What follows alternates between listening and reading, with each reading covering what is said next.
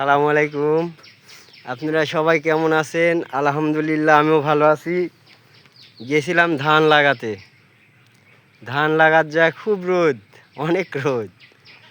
পরিশ্রমও করতে হবে, কাজ করলে শরীর ভালো থাকে। আমি অবশ্য কাজ ভালোবাসি, আমার কাজ খুবই ভালো লাগে। কৃষিকাজ আমার কাজ খুব ভালো লাগে। আমি অনেক ধরনের কাজ করতে পারি।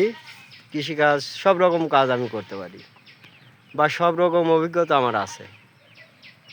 তো ধান লাগালাম, ধানের জমি যা মাছ পেলাম, বড় বড় কই, সুন্দর কই, অনেক বড় বড় কই পেলাম।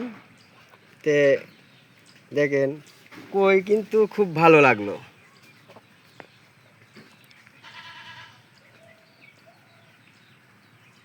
কই এগুলো কিন্তু কই, বড় বড় কই, অনেক সুন্দর কই। তে কই ধরলাম, কিন্তু কইয়ের কাটাও সেই কাটা।